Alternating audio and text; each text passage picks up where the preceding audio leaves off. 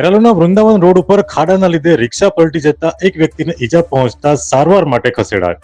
આજે તારીખ 2 જુલાઈના રોજ બપોરે 3 વાગ્યાના સુમારે ખેરાલુથી ડબાડ તરફ જતી રિક્ષા વૃંદાવન રોડ ઉપર પૂર્વ ધારાસભ્યના ફાર્મ હાઉસ પાસે મસમોટા ખાડાઓના લીધે પલટી જતા અંદર બેઠેલા એક મુસાફરને હાથે પગે ઈજાઓ થવા પામી છે. આસપાસથી લોકોએ મદદ કરીને 108 મારફતે એક વ્યક્તિને સારવાર માટે ખસેડ્યો છે. હાઈવે ઉપર મસમોટા ખાડા અને આરએનબી વિભાગની ઘોર બેદરકારીના લીધે આજે મોટી ઘટના બનતા અટકી ગઈ છે.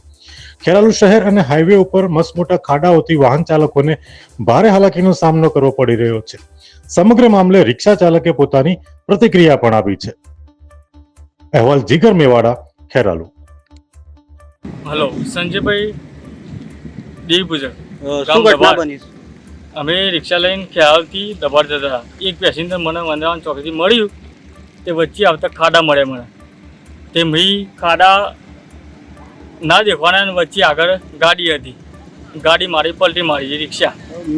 ખાડાના લીધે જ રિક્ષા ખાડાના લીધે જ મારી રિક્ષા. કેટલા પેસેન્જર? એક જ પેસેન્જર સાહેબ હતું. કેટલું વાગ્યું? કોઈ નહીં, નોર્મલ કેસ છે. થોડું પગ થોડું વાંચ્યું, મને થોડું વાંચ્યું. બસ. રિક્ષાને કેટલું નુકસાન થયું? કશું રિક્ષા તો કોઈ નુકસાન નહીં સાહેબ.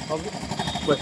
અમે તમને આપીશું પળે-પળના સમાચાર. જો તમે અમારા નિર્ભય માર્ગ ન્યૂઝ ચેનલને સબસ્ક્રાઇબ કર્યું નથી તો અત્યારે જ નીચે આપેલા આઇકોન બટન પર ક્લિક કરીને સબસ્ક્રાઇબ કરો અને શેર કરવાનું ભૂલશો નહીં.